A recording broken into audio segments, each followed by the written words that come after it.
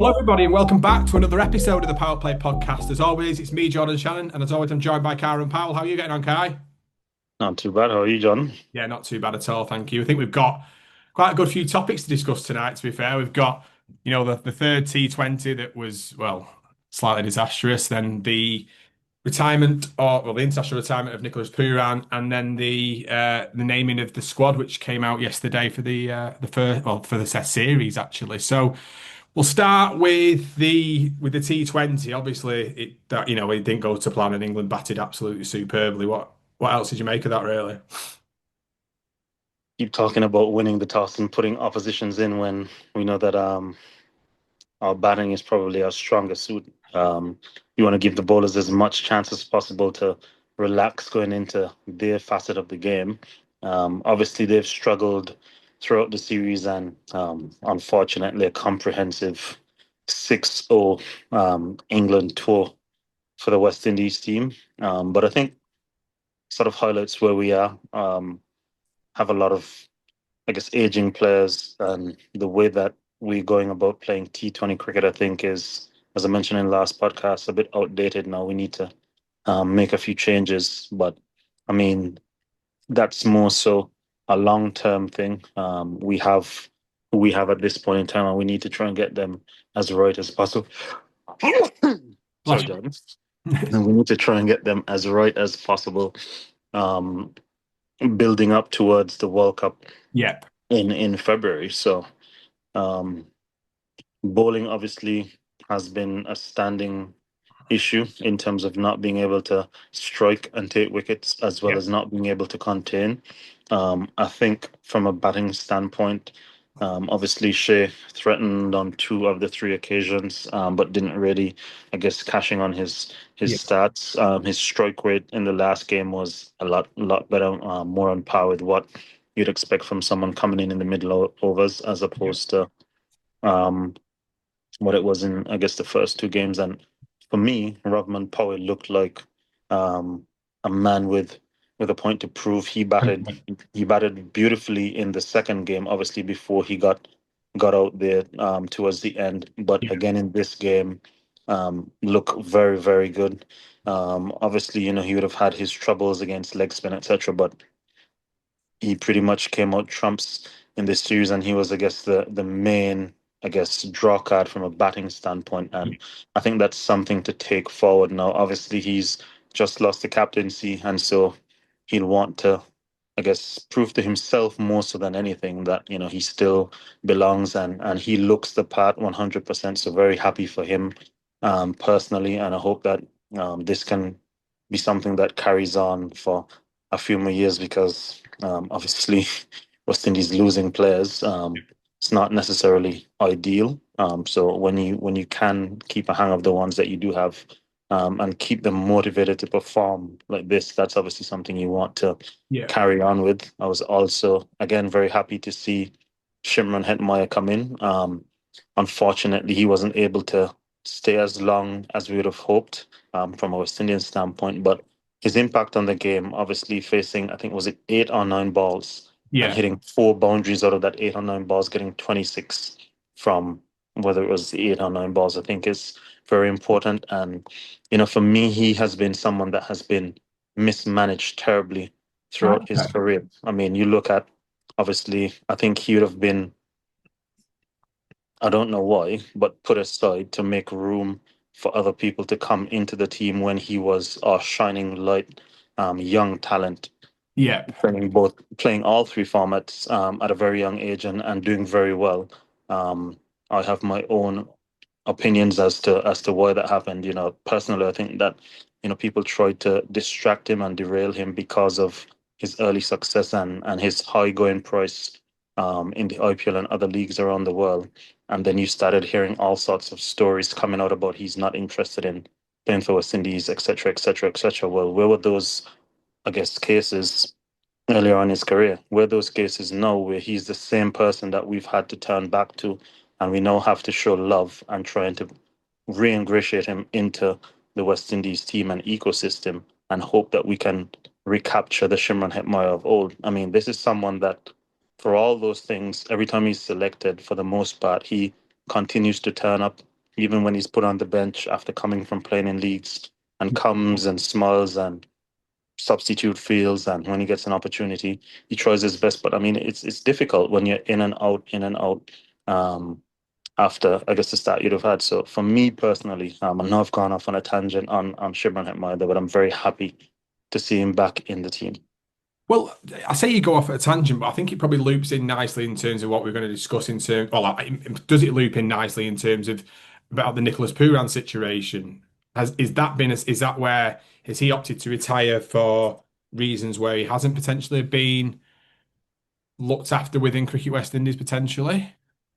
Well, I don't know Nicholas Pooran. I can't claim to say that I know him at all. Like I've probably met him maybe one time, if that, in my Right. life. I can't remember having any interactions with him, so I don't know him. As to why he would have retired, personally, I can't say I care. From a West Indian standpoint, I mean, he would have made a decision, and you have to respect that. That's what he thinks is best for him, Yeah. and I guess maybe his family or whatever the case is. And so you just have to respect whatever decisions people make. I think it's going to be interesting going forward.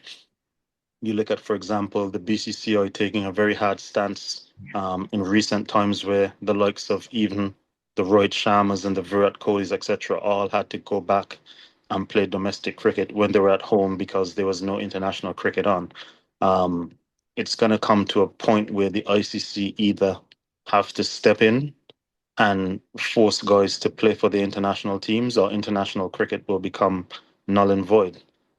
You'll start finding that it's not necessarily the BCCI that will wield all the power in world cricket, and not the ICC, but it will actually be the franchises that have teams in respective leagues around the world, Yeah. because they'll be the ones that will have the power to contract player for X amount of leagues. But what that does is that cocoons the cricketing market, and I'm not sure if players are understanding the importance of the international arena. Because if they sign player X for five of their tournaments, they're only needing, what's that, 5 to 8 overseas players per team. Yeah. Yeah. So the options and the opportunities become very limited. In the case of a Cricket West Indies, do they then say, all right, we're only going to allow guys that are interested in playing for the West Indies to play in the CPL, as Yeah. that's your feeder pathway, and you want to give opportunity to those guys? Are you going to start restricting the amount of NOCs? Because regardless of if you're retired or not, you're Yeah. still required to get an NOC from Cricket West Indies for, I think, a period of up to 2 to 3 years after you're retired. Yeah. So are they going to start controlling players' whereabouts and movement in that fashion to start I guess having a bit more control from their end? Are they going to start looking at, um, I guess, the infrastructure within the Caribbean? Because at the end of the day, we all grow up playing cricket within our respective individual territories, and those activities ultimately are funded by Cricket West Indies, obviously with the trickle down effect through your Yeah. national board, your local boards, your club boards, etc. So are they going to start putting restrictions on, I guess, how guys and girls can have access to these facilities based on, I guess, your future intentions of, being available for the West Indies cricket, because so much money would have been spent on infrastructure, coaching development, access to facilities for people to then not be available for the West Indies cricket. And I found it very interesting that obviously Puran was named captain of the MLC team sort of the day after he retired, because I mean, as I said, I don't know him. Um, I don't have an opinion on what he did here nor there to me, really. But from, I guess, a West Indian cricket perspective, I think obviously people would have preferred even if he retired after the World Cup in 9 months. But again, you can't, if your heart isn't fully into something, then you won't give No. 100%. And maybe that's, I guess, the standpoint and the viewpoint that Puran had. And so, I mean, more credit to him. I think what I found interesting is the coach Daren Sammy saying that there'll be more retirements to come Yeah. as well, That's what I because know. that instantly made me look at the team and look at guys' ages, and you look at a Russell, Yeah. Jason Holder, Roston Chase, now the Test captain. Um, You look at Johnson Charles, Evan Lewis. Are these guys on the way out? And if so, then you've literally just lost six guys, Yeah, yeah. whether it be they retire now or at the end of the World Cup. So how do you sort of build a team or start building a team for the future? What's the plan Do you have from a T20 standpoint? with Sammy saying that, and I agree, I did the exact same with what you did. I thought, wonder who he's hinting at there. And you look at the side, and as you mentioned, there was names there. With the World Cup in 8, 9 months away, do you have to maybe have a conversation with these players now and say, right, I kind of need you to, what's your plans here? Are you committed for this next 9 month period, or is it something that you're considering? Because if they go to Well, do it in 3, 6 months' time, you've got no time to then bring anybody in. exactly, and you have to prepare for the World Cup with the intentions or with the mindset that these are the players that Yeah. you are taking to a World Cup. Is it a situation where players aren't comfortable in the dressing room with Daren Sammy? Who knows? Is it a situation where, you see on a few occasions, Sammy would come out and sort of gesticulate and sort of be gesturing towards players certain things that, and you heard, well, I've heard interviews from Rovman Powell and from Daren Sammy from both sides saying, obviously they've gone with Shai Hope because he's more of an analytical type person, and then you've heard Rovman Powell do an interview saying he's more obviously understanding of the analytics, but there's a gut element to cricket, which I fully understand and respect because the analytics can tell you only so much, but on the day, you have to go and play cricket on the day. And whilst the analytics may say something, you may see something on the day and sense something from within that is the move that you need to make. So, whilst the information is, I guess, pertinent to the overall plans and what you're trying to achieve, I think that there's also an element of a gut feel, and it maybe to me looks like maybe Sammy is trying to have too much control of the team as opposed to letting the guys play. Because I mean, it looks very, primary school type level cricket when you see the coach always gesticulating like that. Even if you send a message, but you stay within the inner sanctum, the dressing room, etc. It doesn't look good when you see the coach coming out on the boundary as he did in the T20 World Cup next to Rovman, and it sort of looks as though like he's setting plans over by over, as opposed to allowing the captain to take control of the game. Would Pooran have retired if Phil Simmons was still the coach and Kieran Pollard was the captain? Yeah. No. So these are all several things that have gone through my mind in the past 24 hours, and I don't know if it's something personal, if it's something from a managerial sort of things, if it's something from a West Indies board sort of things, because obviously a lot of information wasn't shared in terms of the reasoning or the rationale behind the retirement. And as I said, I don't know him at all, so I can't make any assumptions Respect the on, decision. yeah, as to what. I just respect his decision. That's what he wants to do, and good luck to him going forward. Yeah, of course. What Staying on the white ball quickly before we go over to the test situation. If the West Indies lose three here in the next T20s against Ireland, or two out of three, I'd say, or even the three out of three, and then they play Australia then in the T20s after the test matches, and they lose, then what do you see? What I don't know, I don't see them losing the games against Ireland. 'Cause I think they played some good cricket against England. It was just very, very tough against a very good side at that moment in time. But what happens then if you do get to the end of July, start of August, and you've gone 0 from 9 or 1 from 9 in a T20 format? Well, I think it's already at a dire situation because from since the T20 World Cup, I don't think we've won a series. We've lost every series from since the T20 World Cup. Obviously against Bangladesh, England here, somebody else we lost to. I think it was South Africa after the World Cup, if I'm not mistaken. So it's not necessarily the best situation to be in, and it's not like it's not the, I guess, the feel you want within the environment, knowing that for me, before the World Cup, it was quite a good build up. The team Yeah. had a good vibe. The team had risen to, was it number three or number five in the world, whatever the case is.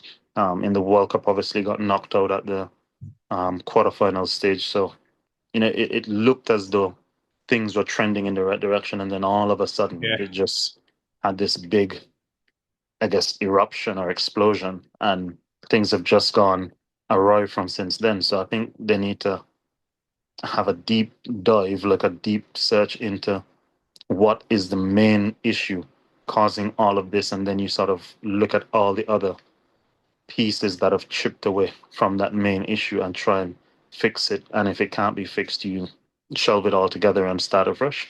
But I think that obviously with only what's it, 8 months now and quite a busy summer, well, quite a few games going into the World Cup, because it's not as if they're, I Mm. guess, another 10 guys ready to go No, in the no. Caribbean from a T20 perspective as well. So you sort of have to go with what you have. I guess you can bring in a few guys as well and start blooding them and giving them opportunities to play. And obviously hope one or two guys take the opportunities, because it's not necessarily a situation where you need, holistic fix and you need like 10 new guys coming in. You just need, if you can get two new guys this year, two new guys the year after, two new guys the year after that, that's six guys, and that's replaced pretty much six guys that we think will be retiring within 8 months anyway. So Yeah, of course. Of course. So moving on to the announcement last night for the test squad for the series against Australia.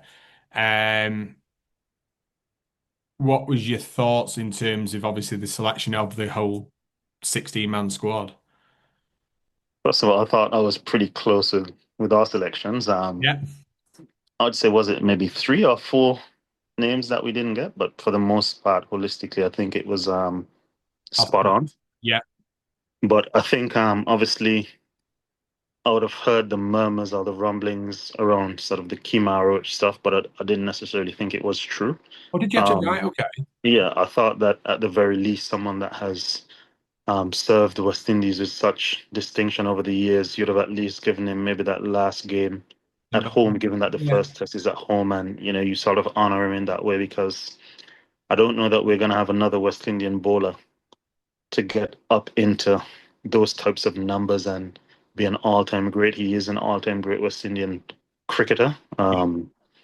And so, obviously at 37, I think it is, very, very happy and proud of what he's been able to achieve. I mean, this is someone that I met when I was playing under 15 in St. Vincent in 2003 or something like that. So it's been I quite some time, and obviously, I mean, he was terribly quick at that was going point to say it in must be rapid then. in Yeah. under 15s. He was bowling way faster than anybody else, and obviously, when he burst onto the international scene, he was quite quick until he had that car injury. But to see how he's been able to continually evolve and change his game and develop his game over time, it's been nothing short of spectacular. And I think he's finished where he deserves to finish, given the hard work and sacrifices and all that he's put his body through. Obviously being a fast bowler, so I'm very happy for him, and hopefully um, the next chapter of life sort of repays him for what he's given to West Indies cricket. For the rest of the team, I think that we sort of expected a Kevlin Anderson to be in, a Brandon King, a Shai Hope, Ross and Chase, John Campbell. I think two selections that stand out for me, and I'll tell you why. A, Casey Carty.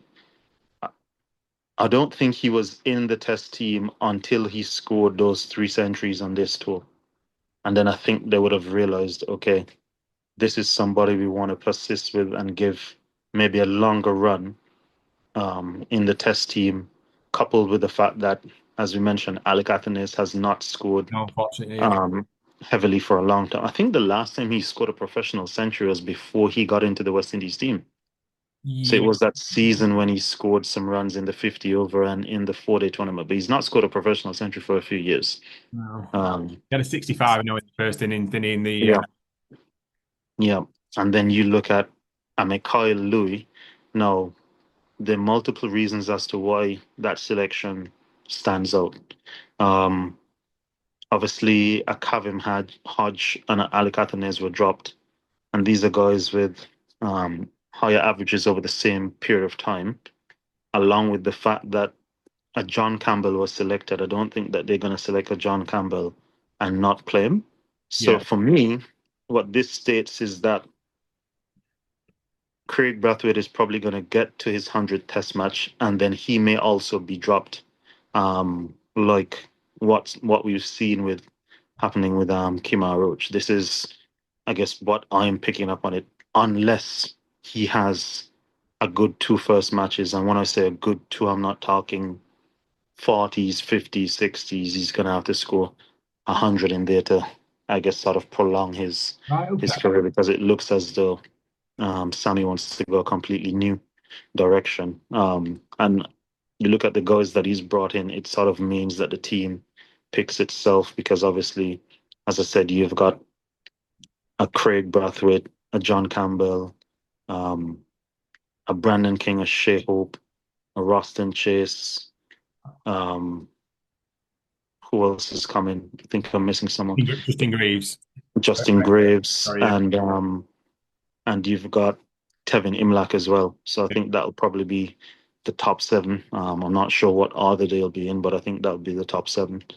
And so I think most of them people realize probably Craig Brathwaite, who is our most experienced player and batter, is probably on the chopping block. Hmm.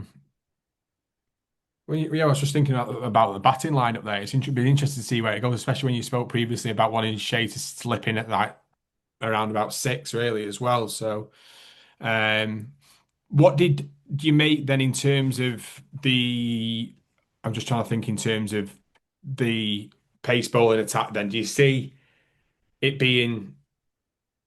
Do you see Oh, the? it's with Roach not there anymore. It sorts itself out. I think Alzari starts along with Jaden Sears and Shamar Joseph, and I think that will be the West Indies seam bowling attack for Right. some time, barring injury or performance. But I think those three guys will be the guys tasked with taking West Indies cricket forward for the next 5 to 7 years. Does Anderson Phillip not pip Shamar Joseph with off the back of his performance? No, No, no.